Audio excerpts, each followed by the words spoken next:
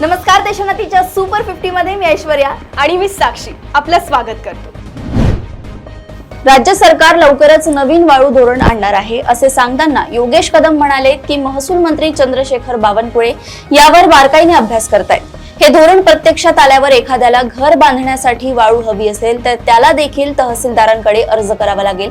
तहसीलदारांच्या मान्यतेने घर बांधण्यासाठी वाळू उपलब्ध होईल।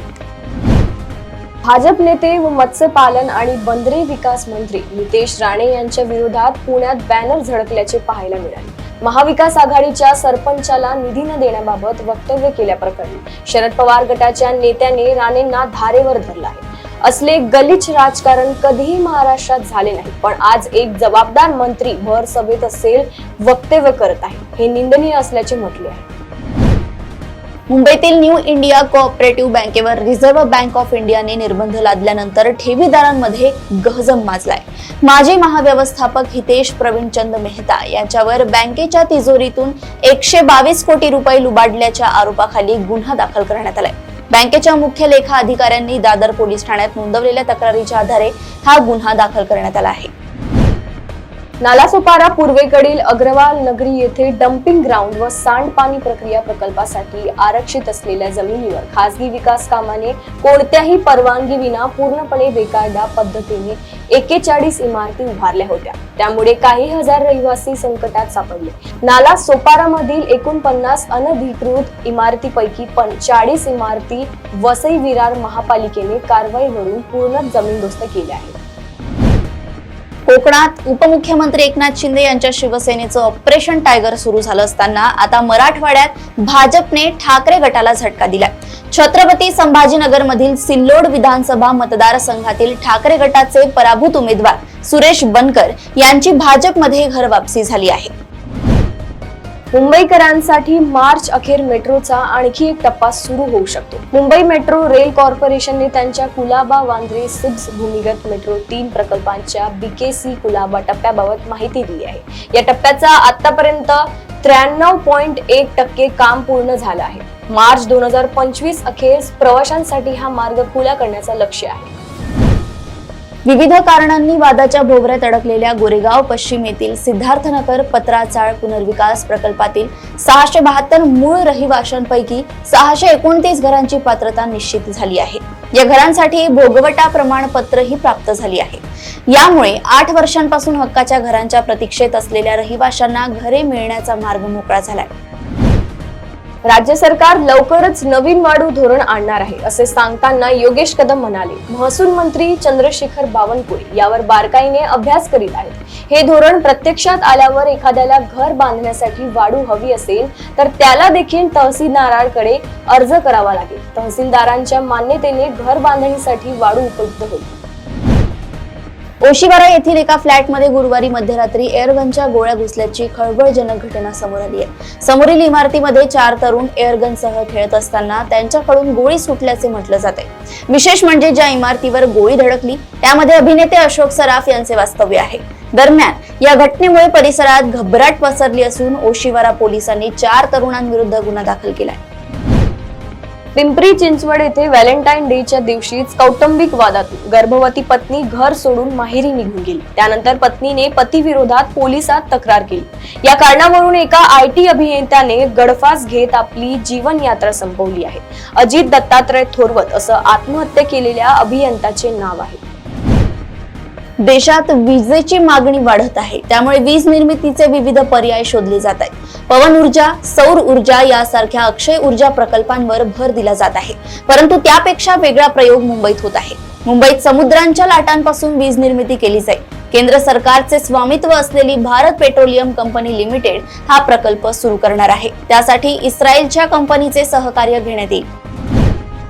शेवग्याच्या शेंगा विकून मालामाल होणारे शेतकरी आपण पाहिलेले आहेत, परंतु शेवगा शेतीतून पाला व त्यापासून पावडर तयार करून थेट अमेरिकेत निर्यात करण्याचा विक्रम करमाळा तालुक्यातील साडी येथील शेतकऱ्यांनी नोंदवला आहे। अशा प्रकारचा अभिनव प्रयोग करून त्यांनी राज्यातील शेतकऱ्यांसमोर एक नवीन आदर्श ठेवला आहे। पारंपरिक शेतीसोबतच त्यांनी ही वेगळी वहिवाट निवडली आणि यातून त्यांनी चांगली कमाई होत आहे। प्रसाद वैद्यकीय प्रतिष्ठानतर्फे मागील 2 दशकांपासून देण्यात येणाऱ्या वाङ्मय पुरस्कारांची घोषणा करण्यात आली असून 2023 ते 24 या वर्षीच्या मानकऱ्यांमध्ये ज्येष्ठ पत्रकार आणि लेखक विजय कुगळेकर तसेच ललित मासिक आणि दीपावली दिवाळी अंकाचे मुख्य संपादक अशोक केशवराव कोठावळे यांचा समावेश आहे. नांदेडच्या चव्हाण परिवारातील 3 लोकप्रतिनिधींनी आपल्या मतदारसंघात ज्या उपक्रमामध्ये कधीही हात घातला नाही अशा रोजगार मिळवून देण्याच्या महत्वाकांक्षी उपक्रमात शंकररावांच्या आमदार झालेल्या नाथ श्रीजय चव्हाणने पहिले पाऊल टाकले असून त्यामुळे भोकर मतदारसंघातील बेरोजगारांची उमेद वाढली असल्याचे सांगितले जात आहे. भिकारी सुद्धा 1 रुपया घेत नाही, आम्ही 1 रुपयात शेतकऱ्यांना पीक विमा देतो असे वादग्रस्त वक्तव्य राज्याचे कृषी मंत्री माणिकराव कोकाटे यांनी केले असून याचे तीव्र पडसाद परभणी जिल्ह्यातही उमटले आहेत. स्वाभिमानी शेतकरी संघटनेने कृषी मंत्री कोकाटे यांच्या फोटोला जोडे मारून आंदोलन केलंय. टॉरल इंडिया या एकात्मिक ॲल्युमिनियम फाउंड्रीने अहिल्यानगर पुणे रस्त्यावरील सुपा औद्योगिक वसाहतीमध्ये 500 कोटींची गुंतवणूक करण्याचा निर्णय घेतला आहे. या उद्योगामुळे सुमारे 1200 जणांना रोजगार उपलब्ध होणार असल्याची माहिती खासदार निलेश लंके यांनी दिली. लव्ह जिहादच्या प्रकरणांमध्ये कारवाई करण्यासाठी महाराष्ट्र सरकारने शुक्रवारी राज्याचे पोलीस महासंचालक यांच्या नेतृत्वाखाली 7 सदस्यांची समिती स्थापन केली आहे. महायुती सरकारने यासंबंधीचा एक शासन निर्णय काढलाय, ज्यामध्ये पोलीस महासंचालक यांच्या नेतृत्वाखाली विविध विभागातील 6 सदस्य असणार असल्याचे नमूद केलंय. संजय गांधी योजना श्रावण बाळ योजना विभागाअंतर्गत निराधारांना लाभ दिला जातो. सदर योजनेअंतर्गत डिसेंबर 2024 व जानेवारी 2025 चे अनुदान डीबीटी द्वारे दिले जाणार आहे. कागदपत्रे सादर न केल्यास अनुदान बंद केले जाणार आहे. निराधार योजनेचा लाभ घेणाऱ्या ज्या लाभार्थ्यांनी अद्यापही आपले आधार कार्ड, मोबाईल क्रमांक, बँक खाते, पासबुक तसेच लाभार्थी विधवा किंवा दिव्यांग असेल तर पतीचे मृत्यू प्रमाणपत्र किंवा दिव्यांगाचे प्रमाणपत्रासह संबंधित ग्राम महसूल अधिकारी यांच्याकडे जमा करणे आवश्यक आहे. व्यवसायासाठी घेतलेले कर्ज फेडूनही जातीय दुजाभावाचा सामना करावा लागलेल्या बारामतीतील उज्ज्वला गायकवाड या महिलेने बँकेच्या अधिकाऱ्यांविरोधात अनुसूचित जाती जमाती अत्याचार प्रतिबंध कायद्यानुसार कारवाईची मागणी करत बारामती प्रशासकीय भवनासमोर 6 दिवसांपासून बेमुदत आमरण उपोषण सुरू केलंय. उन्हाळ्याची चाहूल लागलेली आहे, त्यानुसार जलस्रोत झपाट्याने घटत आहे. गडचिरोली जिल्ह्यातील प्रमुख जलस्रोतांमधील जलपातळी कमी होत आहे. विशेष म्हणजे 1.5 महिन्यापूर्वी जिल्ह्यात 39,969% पाणीसाठा उपलब्ध होता. आता यात 14% घट झालेली असून सध्या 25.36% पाणीसाठा प्रमुख सिंचन प्रकल्पामध्ये शिल्लक आहे. बीड जिल्ह्यातील मस्साजोग गावचे सरपंच संतोष देशमुख हत्या प्रकरणातील आणखी एक अपडेट पुढे आली आहे. सरपंच संतोष देशमुख आणि धनंजय देशमुख यांच्या पत्नी आज सीआयडी कार्यालयात जाणार असल्याची माहिती आहे. सीआयडीला धनंजय देशमुख आणि अश्विनी देशमुख यांच्याकडून प्रकरणाशी संबंधित काही माहितीची खात्री करायची. राज्यातून सर्वाधिक हत्ती रोगाचे 9,321 रुग्ण चंद्रपूर जिल्ह्यात आढळून आल्याने आरोग्य विभागाने सोमवारपासून प्रतिबंधात्मक गोळी वितरण मोहीम सुरू केली होती. मात्र स्ट्रीप मधून बाहेर काढताना गोळ्या तुटण्याच्या घटना घडल्या. त्यामुळे ही मोहीम तडकाफडकी थांबवून राज्य शासनाला कळवली. राज्याकडून दिल्लीला अहवाल गेल्याने 29,97,000 गोळ्या रिप्लेस करून देण्याचा संयुक्त निर्णय केंद्र व राज्य शासनाने घेतला आहे. बेरोजगार युवकांना रोजगार उपलब्ध करून देण्यासाठी मूल नगर परिषदेला वैशिष्ट्यपूर्ण कामासाठी विशेष अनुदान योजनेअंतर्गत 13 कोटी रुपये खर्चून येथील सर्वे नंबर 907 मधील जागेत सार्वजनिक बांधकाम विभागाने शॉपिंग कॉम्प्लेक्सची भव्य दिव्य इमारत तयार केली. काही महिन्यांपूर्वी रीतसर उद्घाटन देखील थाटात पार पडले. मात्र बेरोजगारांना रोजगारासाठी दुकान कान गाळे देण्यासाठी राबवण्यात आलेल्या लिलाव प्रक्रियेत किंमत अवाढव्य असल्याने कुणीही पुढाकार घेतला नाही. यामुळे ही इमारत बेवारस पडली आहे. नागपुरातील फिल्म सिटीच्या संदर्भात या ठिकाणी अनेक विभागाची संयुक्त बैठक होऊन रामटेक जवळ 128 एकर जागा फिल्म सिटीसाठी निश्चित करण्यात आली आहे. विदर्भात चित्रपट निर्मितीला चालना मिळावी यासाठी चित्रपट नगरी निर्माण करण्याचा निर्णय घेतला असल्याची मोठी घोषणा राज्याचे सांस्कृतिक कार्य मंत्री ॲडव्होकेट आशिष शेलार यांनी केली आहे. आंतरराष्ट्रीय राऊंड टेबल इव्हेंट दरम्यान मुंबईत स्फेरा सोल्युशन्स भारताच्या कॅस्टर क्षेत्रातील शेतकऱ्यांच्या व्यापक फील्ड अभ्यासाचा सारांश सादर केला गेला. प्रादेशिक सरासरीच्या तुलनेत शाश्वत शेती अंतर्गत शिक्षण प्रमाणपत्र मिळालेल्या शेतकऱ्यांनी सर्व प्रमुख LCA प्रभाव श्रेणींमध्ये सुमारे 30% सुधारणा दर्शवल्या आहेत. आग्रा येथे एका तरुणाच्या त्रासाला कंटाळून SN मेडिकल कॉलेजच्या एका विद्यार्थिनीने आत्महत्या केल्याची धक्कादायक घटना घडली आहे. तिने खोलीतील पंख्याला गळफास घेत आपली जीवनयात्रा संपवली. पोलिसांनी तात्काळ घटनास्थळ गाठलं, तसेच कुटुंबातील सदस्यही तिथे पोहोचले. तरुणाविरुद्ध गुन्हा दाखल करण्यात आला आहे. तामिळनाडूच्या कोइंबतूर जिल्ह्यातून एक अत्यंत धक्कादायक घटना समोर आली आहे. येथे 2 शाळकरी मुली आणि एका मुलावर 5 किशोरवयीन मुलांनी बलात्कार केलाय. आरोपींपैकी 4 जण हे अल्पवयीन असल्याची माहिती समोर आली आहे. गेल्या काही दिवसांपासून देशभरात इंडियाज गॉट लॅटेंट मधील आक्षेपार्ह विधानामुळे रणवीर अलाहाबादिया हे नाव देशभरात चर्चेचा विषय ठरला आहे. अभिनव चंद्रचूड सर्वोच्च न्यायालयात रणवीर अलाहाबादियाच्या बाजूने लढत आहे. ते माजी सरन्यायाधीश DY चंद्रचूड यांचे पुत्र आहेत.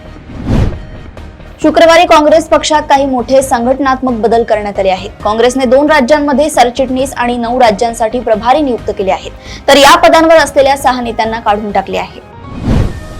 दिल्ली विधानसभा निवडणुकीत आपच्या पराभवानंतर दिल्लीचे माजी मुख्यमंत्री अरविंद केजरीवाल यांच्या अडचणी वाढतानाच दिसत आहेत. केंद्रीय दक्षता आयोगाने अरविंद केजरीवाल याचे सरकारी निवासस्थान राहिलेल्या 6 फ्लॅग स्टॉप रोडवरील बंगल्यातील पुनर्बांधणीसाठी झालेल्या खर्चाचे सखोल चौकशीचे आदेश दिले आहेत. 12वी शिकणाऱ्या विद्यार्थिनीला एका शिक्षकाने फोन करत गर्लफ्रेंड बनण्याची ऑफर दिली. आरोपी शिक्षकाने याकरिता तिला महाभारतातील एकलव्याचे उदाहरण दिले. बिहारच्या किशनगंज येथे शिक्षकी पेशाला काळीमा फासणारी घटना घडली आहे. केरळमधील त्रिशूर जिल्ह्यातील पोट्टा येथे फेडरल बँकेच्या शाखेत एक धक्कादायक घटना घडली आहे. जुन्या स्कूटरवरून आलेल्या या इसमाने चाकूचा धाक दाखवत संपूर्ण बँकेच्या कर्मचाऱ्यांना वॉशरूम मध्ये मोडले. त्यानंतर बँकेतील सुमारे 15 लाख रुपयांची रोख रक्कम लुटली आणि तिथून पोबारा केला. महिलांचे प्रश्न सोडवण्याचा आम्ही प्रयत्न करत आहोत. लाडकी बहीण योजनेवरून आमच्यावर टीका केली जात आहे. ही योजना बंद होणार असे सांगितलं जात आहे, पण येत्या आठवड्यात लाडक्या बहिणींना पैसे मिळणार असल्याचं वक्तव्य राज्याचे उपमुख्यमंत्री अजित पवार यांनी केलंय. त्यांच्या या वक्तव्यामुळे लाडक्या बहिणींना दिलासा मिळाला आहे.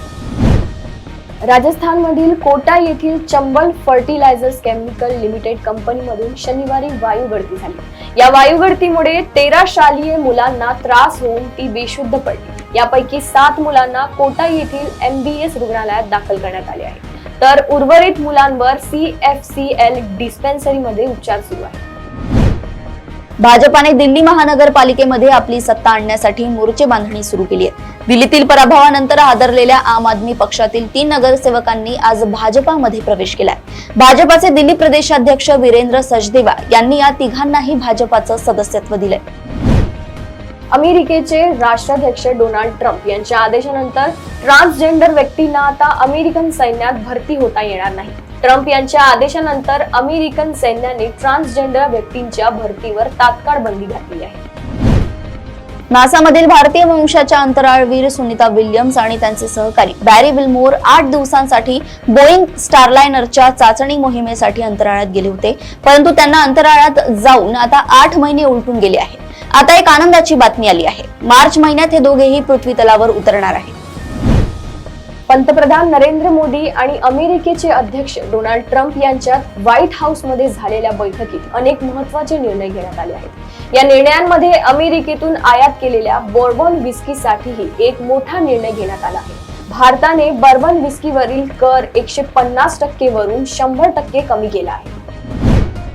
अमेरिका भारताला जगातील सर्वात खतरनाक स्टेल्थ फायटर जेट F-35 देण्यास तयार आहे. अमेरिकेने भारतासमोर F-35 विक्रीचा प्रस्ताव मांडलाय. अमेरिकेच्या या ऑफरमुळे चीन पाकिस्तानात अस्वस्थता निर्माण झाली आहे.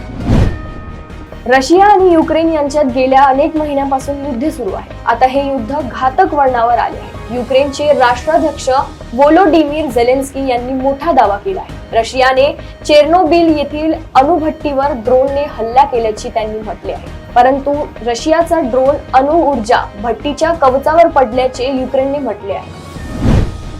जिल्हा परिषदेच्या शाळा इमारतींचे स्ट्रक्चरल ऑडिट करण्याचा निर्णय शासनाने घेतलेला आहे. आढावा बैठकीनिमित्ताने नुकतेच छत्रपती संभाजीनगर जिल्हा दौऱ्यावर आलेल्या ग्रामविकास मंत्री जयकुमार गोरे यांनी याबाबत माहिती दिली आहे. National thermal power corporation limited मध्ये विविध पदांसाठी भरती सुरू आहे. या भरतीसाठी पात्र उमेदवारांना अर्ज करण्याचे आवाहन करण्यात आले आहे.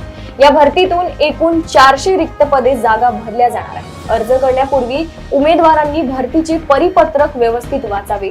NTPCतील या भरतीसाठी अर्ज करण्याची शेवटची तारीख 1 मार्च 2025 आहे. बाल विकास प्रकल्प नाशिक अंतर्गत भरती जाहीर करण्यात आली आहे. या भरतीतून अंगणवाडी मदतनीस आणि अंगणवाडी सेविका ही 2 पदे भरली जातील. पात्र उमेदवार संकेतस्थळावर जाऊन अधिकची माहिती जाणून घेऊ शकतात. या भरतीतून एकूण 15 रिक्त जागा भरल्या जातील. भरतीसाठी अर्ज करण्याची शेवटची तारीख 18 फेब्रुवारी 2025 असणार आहे. अभिनेते शरद पोंक्षे यांचा मुलगा लवकरच मराठी सिनेसृष्टीत पदार्पण करतो. त्याच्या या वहिल्या चित्रपटाचे नाव बंजारा असे आहे. मैत्री आणि आत्मशोधावर आधारित बंजारा या चित्रपटाच्या प्रदर्शनाची तारीख जाहीर करण्यात आली आहे. येत्या 16 मे रोजी हा चित्रपट मोठ्या पडद्यावर पाहायला मिळणार आहे. यात सिक्कीमची व मैत्रीची ही अनोखी सफर दिसणार आहे.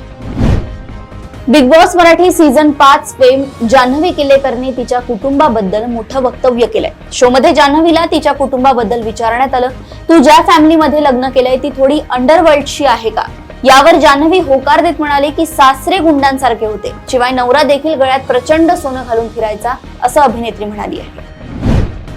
लोकप्रिय अभिनेता शशांक केतकर नेहमीच सामाजिक स्थितीबद्दल, विशेषतः रस्त्यावर पडलेला कचरा, वाहतूक कोंडीबद्दल भाष्य करताना दिसतो. सध्या शशांकने शेअर केलेला असाच एक व्हिडिओ सर्वत्र चर्चेचा आला आहे. रस्त्याची अवस्था भयानक आहे हे माहीत असतानाही 12वीच्या परीक्षेचं सेंटर इथे कशाला, असं कॅप्शन देत शशांकने इंस्टाग्रामवर एक सविस्तर व्हिडिओ शेअर केला आहे.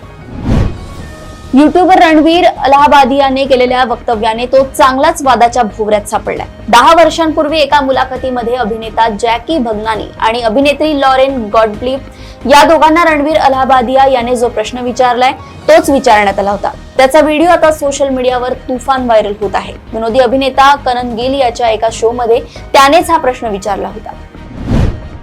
चॅम्पियन्स ट्रॉफी 2025 ही स्पर्धा 19 फेब्रुवारी पासून पाकिस्तानच्या यजमान पदाखाली सुरू होणार आहे. त्यासाठी 8 पैकी 7 संघ पाकिस्तानला पोहोचत आहेत, तर भारतीय संघ 15 फेब्रुवारी रोजी दुबईला रवाना झाले आहे, जिथे तो या स्पर्धेत आपले सामने खेळेल. टीम इंडिया मुंबई विमानतळावरून दुबईला रवाना झाल्याचा व्हिडिओ व्हायरल झाला, ज्यामध्ये विराट, रोहित आणि कोच गौतम गंभीर दिसत आहेत.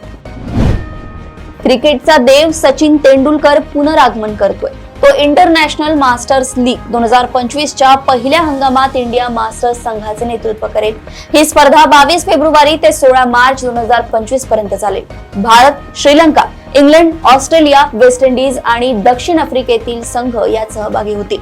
जुन्या क्रिकेट दिग्गजांना पुन्हा खेळताना पाहण्याची संधी मिळेल. या लीग मध्ये युवराज सिंग, सुरेश रैना सारखे अनेक मोठे खेळाडूही खेळतील. पाकिस्तानचा स्टार फलंदाज बाबर आझम जगातील सर्वोत्कृष्ट फलंदाजांपैकी एक आहे.